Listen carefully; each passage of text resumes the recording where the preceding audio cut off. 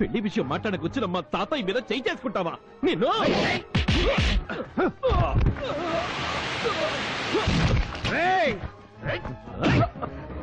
ముసలోడని కూడా చూడకుండా గుడ్డలు బాదినట్టు మీరు మనుషులేనా? ఆయన కొట్టడం కదా, దమ్ముంటే నన్ను కొట్టండి.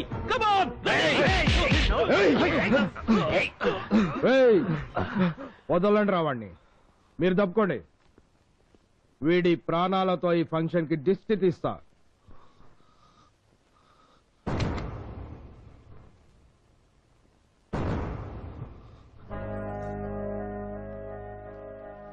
కాల్చండి నాన్న, ఆగిపోయారే. ముందు నన్ను చంపిన తర్వాత సీను చంపండి. ఇది నా తండ్రికి నాకు సంబంధించిన విషయం. మీరెవరూ మాట్లాడకండి. అంతా వినండి. ఇక్కడ పెళ్లి కొడుకు ఎవరో అతనికి చెప్తున్నాను. ఈ పెళ్లి నాకు ఇష్టం లేదు. ఇతను నేను ప్రేమించుకున్నాం. బతికుంటే పెళ్లి చేసుకుంటాం, లేకపోతే కలిసి చేస్తాం. అవునన్నా, నీకు ఇష్టం లేకపోయినా నేను ఇతన్నే చేసుకుంటాను. నీ ఆస్తి నాకు అవసరం లేదు.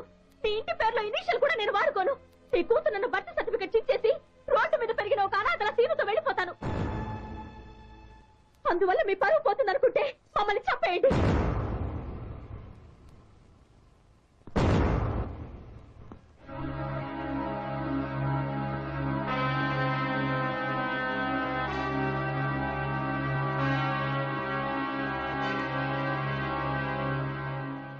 సారీ అమ్మా, నీది ఇంత డీప్ లో అనుకోలేదు. ఏదో ఈ వయసులో వచ్చే జనరల్ ఇన్ఫాచ్యుయేషన్ అనుకున్నా. కానీ ఇతని కోసం ప్రాణాలు ఇవ్వడానికి సిద్ధపడ్డావంటే your love is really great. I appreciate you. ఊరుకో. మీ అందరికీ నా కూతుర్ని చూస్తే ఏమనిపిస్తోంది? నాకు మాత్రం నా కూతుర్లో సిన్సియారిటీ కనిపిస్తోంది. నా కూతుర్లో అతనంటే కమిట్మెంట్ కనిపిస్తుంది. తన ప్రేమ కోసం, ప్రేమించిన వ్యక్తి కోసం ప్రాణాలు ఇచ్చేంత గొప్ప ప్రేమదేవత కనిపిస్తోంది. తన మనసులోని ప్రేమ స్వార్థం లేనిదని, స్వచ్ఛమైందని అర్థమవుతోంది. నా కూతురు నిన్ను నమ్మి అన్నీ వదులుకొని నీతో వస్తానంటుంది. మరి నిన్ను నేనెలా నమ్మాలి? నీ సిన్సియారిటీ నాకెలా తెలుస్తుంది? నువ్వు దాని ఒంటి మీద నగలు చూసి ప్రేమించావో లేక దాని ఆస్తి చూసి ప్రేమించావో నాకు తెలియాలి కదా. పూటకి 10 కూరలేసి పెట్టకపోయినా పర్వాలేదు. కనీసం రోజుకు 2 పూటలు అన్నమైనా పెట్టగలవా?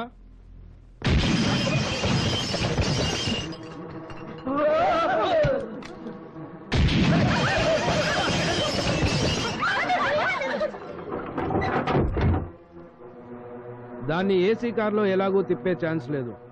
కనీసం రిక్షా అన్న ఎక్కించగలవా?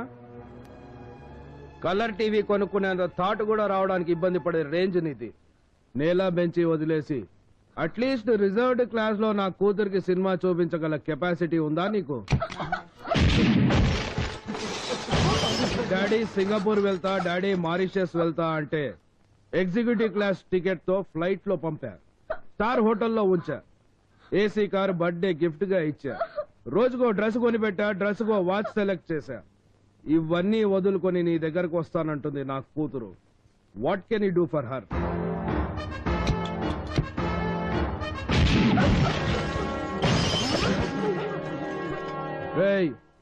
ఇప్పుడు నేను కాల్చి పారేసిన షాండ్లియర్స్ ఖరీదు 25 lakhs. సెకండ్స్ లో పెంకులు చేశా. నీ లైఫ్ లో అంత అమౌంట్ గురించి కలగని కూడా ఉండవు. నువ్వు నా కూతుర్ని ప్రేమించింది నిజమైతే, నా కూతురుతో నువ్వు నిజంగా కలిసి 7 అడుగులు నడవాలనుకుంటుంటే నీ చిరిగిన చెప్పులు తీసేసి ఈ 25 లక్షలు విలువ చేసే గాజు పెంకుల మీద 10 అడుగులు నడుచుకుంటూరా. స్వయంగా నేనే నీ కాళ్ళు గడిగి కన్యాదానం చేస్తాను. కమాన్.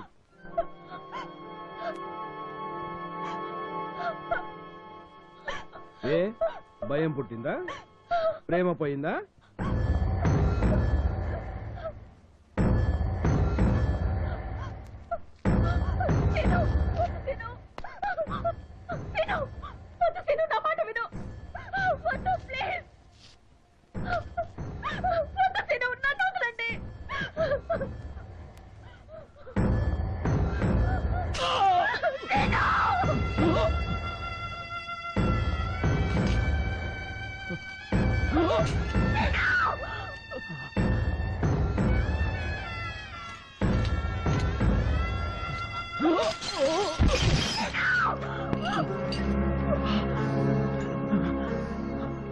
రెండు అడుగులు కూడా వేయలేనోడివి నీకు ప్రేమ ఎందుకురా?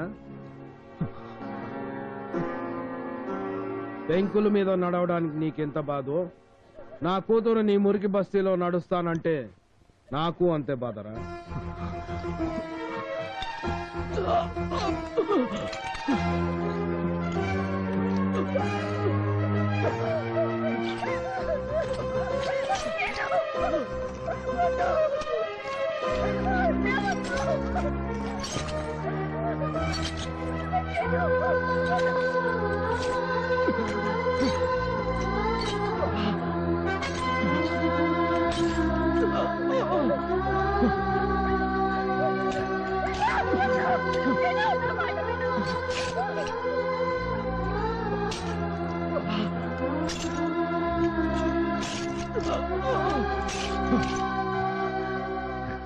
రే 7 అడుగులు కాదు, నా మధు కోసం 7 సముద్రాలు దాటి రమ్మన్నా వస్తాను. నీ పాపిష్టి చేతులతో నా కాళ్ళు కడగన అవసరం లేదు, కానీ కన్యాదానం మాత్రం చెయ్యి. నీ కూతురి చేతిని నా చేతిలో పెట్టు. పెట్రా!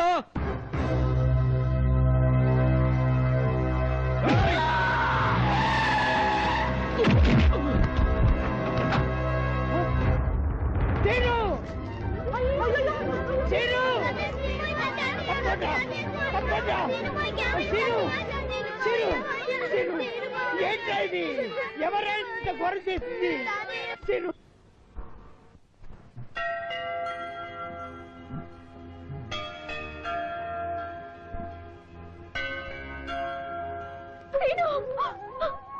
ఎలా ఉంది తాతగారు? జరిగిన దానికి నన్ను క్షమించండి. ఇందులో నీ తప్పేముందమ్మా, అంతా మా కర్మ. లేదు తాతగారు, దీనికి అంతటికి కారణం నేనే. ఇక నాకు చావైనా బ్రతికైనా అది సీనుతోనే. తన కోసం అన్ని వదులుకుని వచ్చేసాను. అవును తాతగారు, మా ఇంట్లో వాళ్ళు బలవంతంగా నాకు వేరే పెళ్లి చేయాలని చూస్తున్నారు. అందుకే పారిపోయి వచ్చేసాను. సీను, అరే సీను, నీకోసం ఎవరు వచ్చారో చూడు. మధురా. సీను, ఇంకా మునుగుతున్నావేంట్రా? లేచి కూర్చో. నీకోసం ఇంటిని, ఇంటి వాళ్ళని, అన్నిటిని వదులుకుని వచ్చేసిందిరా.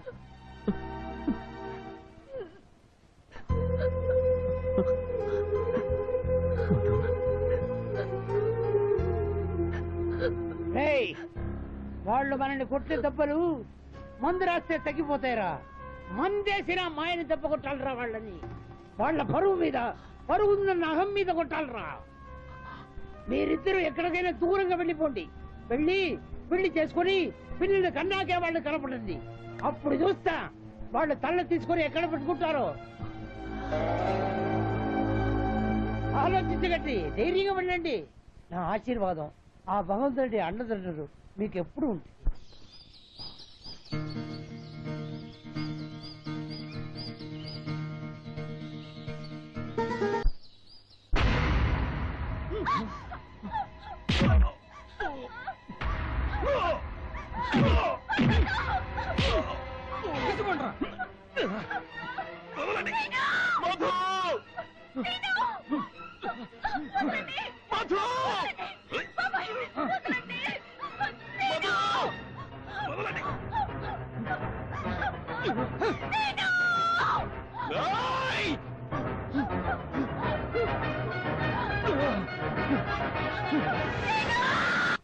మీ నాన్నగారి మాట కాదని పెళ్లి చేసుకున్నావనే ఆవేశంలో వాళ్ళు తొందరపడి అలా చేశారే గాని నీ మీద కోపంతోనూ నిన్ను బాధ పెట్టాలనో కాదమ్మా. అవునరా, నువ్వంటే మాకెంత ప్రాణమో నీకు తెలుసు. మేం చేసింది పొరపాటే. మా మీద కోపం ఉంటే మమ్మల్ని కొట్టు, అంతేకాని నువ్వు కడుపు మార్చుకోవద్దురా. 3 రోజుల నుంచి ఏదీ తినలేదు. ఈ విషయం మీ నాన్నగారికి తెలియకుండా ఎలాగో దాచాం. ఆయనకి తెలిస్తే తట్టుకోలేరమ్మా. ఒక్క ముద్ద తినా. అందరినీ ఏడిపిస్తూ నువ్వేడుస్తూ ఇలా పస్తులుండి ఏం సాధిస్తావు? అబ్బా మీరు ఊరుకోండి. తిందా మమ్మ కాదు, ఒక్క ముద్ద తినమ్మా.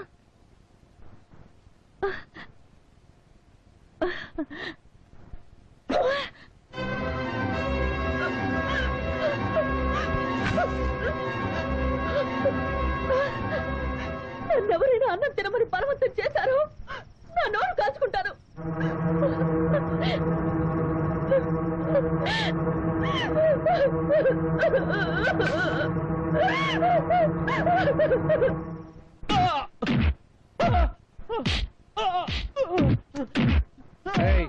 ఇచ్చిన చాలు కానీ అలా తీసుకురండి.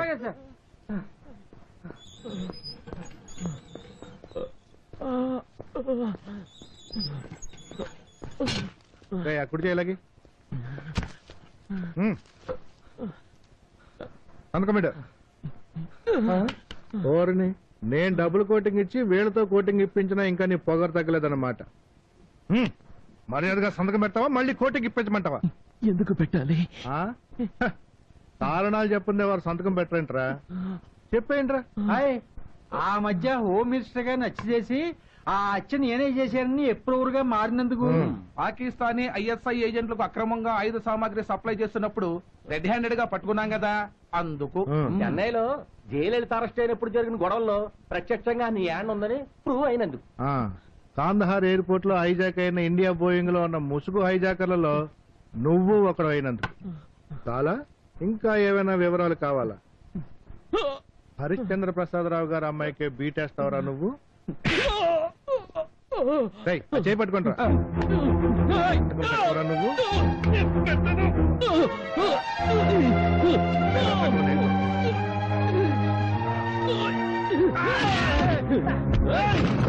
పట్టుకుంటా.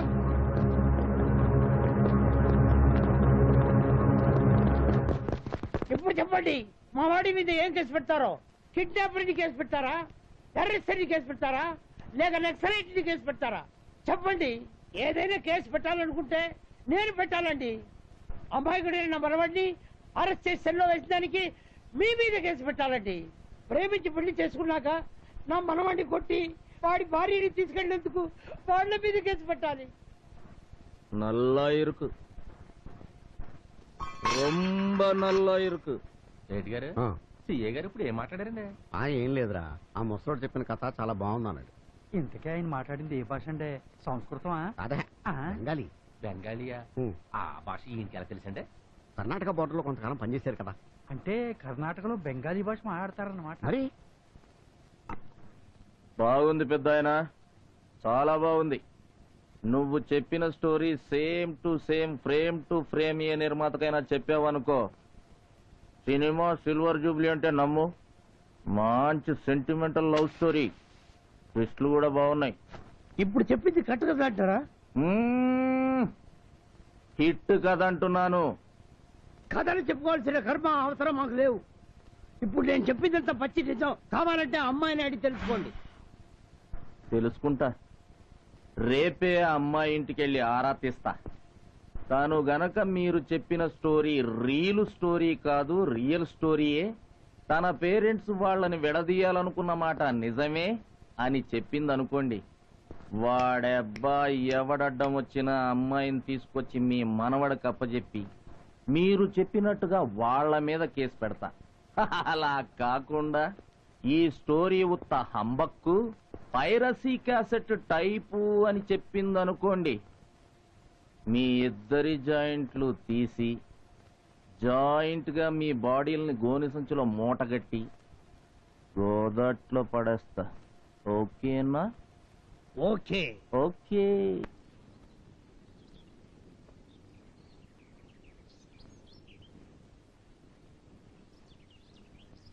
సార్, అయ్యగారు రమ్మంటున్నారండి. Good morning sir. Good morning. I'm Balaram, inspector of police. కూర్చోండి. Thank you. అవును, మీకు మాతో పనుండే వచ్చాను. మొన్న 12వ తారీఖున మీ అమ్మాయిని కిడ్నాప్ చేశాడని సీను అనే కుర్రాడి మీద కేసు పెట్టారు కదూ? అవును. ఇప్పుడు ఆ కుర్రాడు తాతగారు వచ్చి మీ అమ్మాయి కిడ్నాప్ ఎపిసోడ్ అంతా ఒట్టి బోఫోర్స్ అని, ఆ కుర్రాడు మీ అమ్మాయి ఇద్దరు మేజర్స్ అని, వాళ్ళు పెళ్లి చేసుకోవటం ఇష్టం లేని మీరు బలవంతంగా వాళ్ళని విడదీశారని, ఆ కుర్రాడిని చావుగొట్టి రివర్స్ లో కేసు పెట్టారని కంప్లైంట్ చేశాడు. అంతా పచ్చి అబద్ధం సార్. ఆ రాస్కల్ డబ్బు కోసం నా కూతుర్ని కిడ్నాప్ చేశాడు. అంటే వాళ్ళ మాటలు నమ్మి మమ్మల్ని అనుమానించి ఇక్కడికి వచ్చారా? తప్పదు సార్, మీ మాటలు నమ్మి వాణ్ణి లోపల తోసంగా. డ్యూటీ. అయితే ఇప్పుడు మమ్మల్ని ఏం చేయమంటారు? ఏముంది సార్, అంతా అబద్ధం అని మీరే చెప్పారుగా. సేమ్ ఇదే ముక్క రేపు మీ అమ్మాయితో చెప్పించండి చాలు. రేపొక్కసారి మీ అమ్మాయిని తీసుకొని పోలీస్ స్టేషన్కి రండి. ఏమిటండి మీరనేది? తెలిసే మాట్లాడుతున్నారా?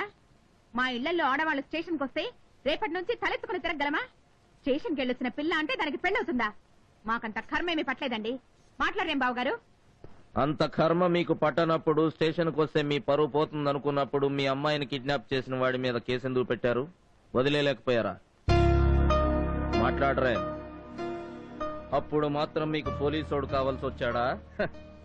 మీవి పరువు గల కుటుంబాలు, మావి మాత్రం పరువు లేని ఉద్యోగాలు. కరిచే కుక్కని భైరవుడని పూజిస్తారు, కాటేసే పాముని నాగదేవతని కొలుస్తారు, పుట్టల్లో పాలు పోస్తారు.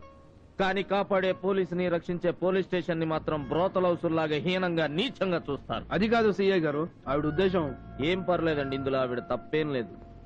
మా డిపార్ట్మెంట్ లో కూడా కొందరు నీచ్ కమీనే కుత్తేగాళ్ళు ఉన్నారు. మందు పాత్రలు పెట్టి పేల్చేస్తున్నా సిగ్గు లేకుండా అడ్డదారులు తొక్కుతూనే ఉన్నారు. అందుకే అందరికీ మేమంటే చీప్ ఒపీనియన్. ఓకే, మీకు పోలీస్ స్టేషన్ రావడానికి ప్రెస్టేజ్ అడ్డొచ్చినా గుడికి రావడానికి అభ్యంతరం లేదుగా? మిమ్మల్నే. అబ్బే లేదండి. అయితే రేపు శుక్రవారం మార్నింగ్ 10 గంటలకి మీ అమ్మాయిని తీసుకుని సాంఘీ టెంపుల్కి రండి. మేము అక్కడికి వాడిని తీసుకొస్తాం. భగవంతుడి ముందు, పెద్దల ముందు, మీ ముందు, మా బ్రోకర్ పోలీసుల ముందు ఆ దేవుడి మీద ఒట్టేసి వాడికి తనకి ఏ సంబంధం లేదని చెప్పమనండి. కోర్టుకు కూడా వెళ్లకుండా కేసు క్లోజ్ చేస్తా.